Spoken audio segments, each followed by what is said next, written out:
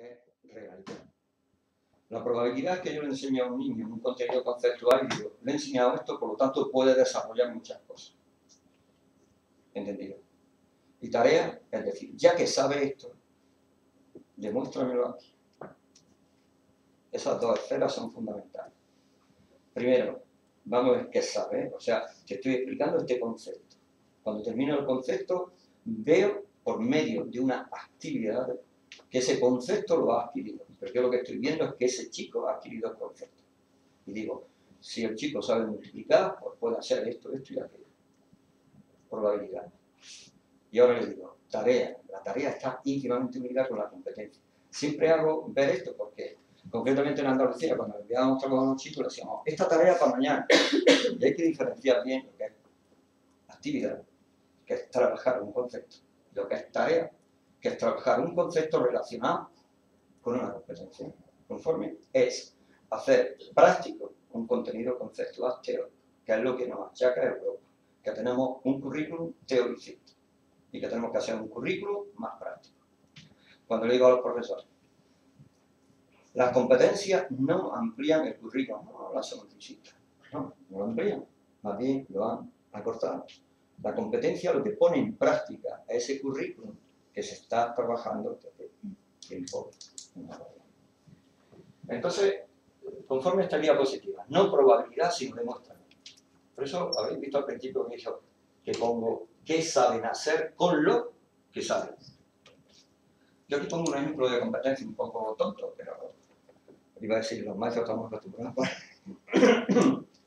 Yo le digo que la competencia, cuando yo me compro una máquina de fotos, no leo instrucciones, una máquina de fotos y empiezo a sacar fotos, contenido conceptual de la máquina a hacer fotos. Conforme, hago fotos. Pero al cabo de X tiempo me dice alguien, oye, esa máquina, si en el pulsador lo tienes un rato pulsado, te saca un vídeo. Contenido conceptual, vídeo. Teniendo yo el contenido conceptual vídeo, no lo he utilizado porque no sé utilizarlo. Ahí está la competencia. Entonces la competencia, yo digo, que es la hoja de instrucciones de ese concepto. ¿Os parece? O sea, es una forma de... Yo tenía el contenido conceptual, el alumno tiene el contenido conceptual, le ponen una acción que debe de realizar, pero no la realiza porque no sabe que ahí usted tenía que realizar ese elemento. Bien, espero no tardar tanto en diapositivas, porque si no lo que pasa es que al principio, mira esta me sirve, su no adquisición determina de forma negativa el desarrollo personal, social y profesional. O sea, como decía yo, como comentaba yo ayer, yo soy profesor de historia. Si yo me doy las dos últimas lecciones, que nunca las doy, que no me da tiempo, realmente en historia van un poco, contenido conceptual de historia es un poco más pinchadillo. Pero es que si no doy competencias, no es el contenido de historia, sino son unos elementos competenciales que le van a desarrollar negativamente su acción posterior del chico en su trabajo. O sea, está claro que la competencia lo que hace es profesionalizar en sí esos aspectos de la escuela, es preparar a nuestros alumnos para el día de mañana, en su momento de trabajo. Entonces, por eso los conceptos tienen importancia, por supuesto que sí, porque el alumno para desarrollar la competencia tendrá que tener primero el concepto. Pues si no es imposible que pueda desarrollarlo. Pero si tiene el concepto y no sabe cómo ponerlo en funcionamiento, ¿por qué no ha hecho práctica? Pues como si no lo tuviera. Lo que nos pasa a nosotros con el PISA. Llega, le ponen unas acciones que tienen que realizar a nuestros alumnos. Si le pusieran un examen teórico, así. Lo que pasa es que le ponen un examen práctico y a estar menos acostumbrados. Y esto también me da pie a decirle, no podéis figurar la motivación que cogen los chicos. Porque aquellos alumnos que teóricamente o memorísticamente andan regular, con poco que aprenden y ven cómo eso les sirve para dentro de la misma clase desarrollar su personalidad y su forma de actuar, pues hay muchos cambios. Yo comentaba ayer que realmente a nosotros las competencias en Andalucía nos están viniendo bastante bien. Vamos despacio, porque esto es algo, lo que pasa es que si alguien piensa que esto es algo que pasa por arriba, otro ejemplo que le pongo, le digo, las competencias surgieron un poco antes de la LOCE, aquella ley que tuvo 150 años, ¿no? Pues fue como 150 días, menos, 3 o 4 días, la ley de calidad, aquella que llegó el PSOE, ¡pras! ¡Ay, que no me gusta hablar de política! Bueno, llega, nos quitan la ley de calidad. Pero eso sigue. ¿Por qué? Bueno, poner el ejemplo de ahora. Porque la Comunidad Económica Europea nos obliga a que nosotros trabajemos prácticamente esos conceptos. Y eso te lo da la competencia. Es una exigencia europea.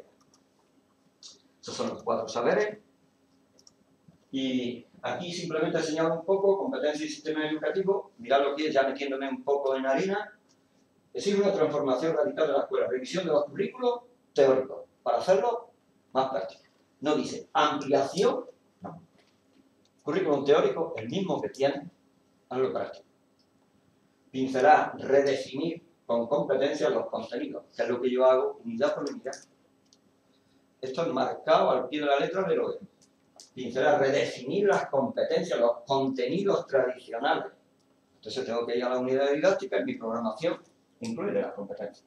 No lo que hacen las editoriales, que es poner exige, meten una página más donde la mitad de las veces la competencia que va en esa unidad no tiene que ver nada con los contenidos. No me sirve. Tienes que coger cada uno de los contenidos en la unidad didáctica que el alumno ha aprendido, voy a desarrollar. Necesidad de una formación profesionalizadora, preparación a nuestros alumnos para el día de mañana de su trabajo. La enseñanza debe orientarse sobre todo el saber ser y el saber convivir. 2 elementos fundamentales que se agregan dentro de los 4 saberes que oponía en la diapositiva anterior. Pues bien, siguiendo por ahí, ¿qué implica? Pues, fíjate, ¿qué cambio? ¿Entendemos? Todavía hay alguien que me pregunta, ¿pero esto viene para quedarse? ¿Cómo que viene para quedarse si se ha quedado ya? Fíjate todo lo que entra a estructurarse y cambiar. Programación, metodología y evaluación. En mi proyecto trabajo las 3 cosas. En la programación, no voy a cansar mucho, empezando por el proyecto educativo del centro, para reestructurar esa programación que hablo, la programación didáctica, según donde esté, le llaman de una forma, pero más o menos es la programación diaria que tiene que tener el profesor.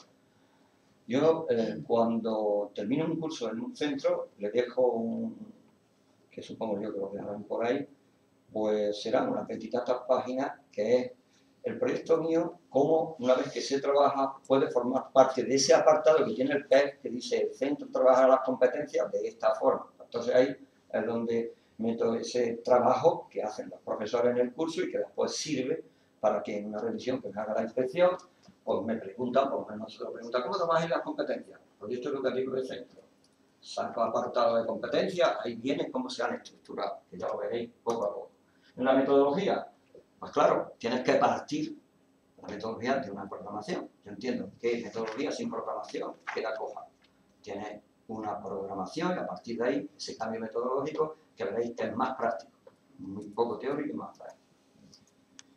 Y en la evaluación, pues no solo la evaluación formativa, perdón, no solo la sumativa, sino también la formativa. Y sobre todo la formativa desde el exterior. Evaluación de diagnóstica, una evaluación formativa para que el profesor, por medio de su proyecto anual de centro, reestructure y modifique aquellos aspectos que la evaluación de diagnóstico le ha salido negativo. También tengo ahí las evaluaciones de diagnóstico que han puesto en Andalucía, pues las de los 3 últimos años. No sé si habrá a lo menos 25 o 30 evaluaciones, que vosotros se lo ha pedido a José y que ahora pasará, donde se vea realmente que si revisáis todo no hay ninguna pregunta teórica. Todos son tareas donde tiene que desarrollar distintos contenidos. Y unas características que lo tuvo, para hablar un poco la importancia que sí tiene, no son aprendizajes mínimos, ya vendrá en esos contenidos que debe desarrollar. Referente de promoción de ciclo, o sea, para pasar de ciclo tiene que tener las competencias reales, o sea, superadas. Las competencias no se miden con un 6, un 7, sino que es poco aceptable, suficiente, excelente. O sea, literalmente. Si le va a dar la titulación de eso y tiene las competencias suspensas, no puede darle la titulación de ESO. Lo que pasa es que hoy día, como la calificación que le damos de competencia casi siempre va en función de la nota, o como un ejemplo en el centro, empezamos. A ver, que tenemos que ponerle ahora, porque ahora nosotros metemos al final de cada curso, tienes que meter 2 calificaciones, numérica y competencia. Numérica. Nosotros tenemos un programa que se llama Seneca, pues igual, por otro sitio se llamará de otra forma, tienes que meter la doble calificación. Entonces, claro, si no tenemos una programación que yo pueda evaluar las competencias realmente global y desde el equipo técnico de coordinación pedagógica, pues ¿qué es lo que ocurre? Que llega a la competencia lingüística.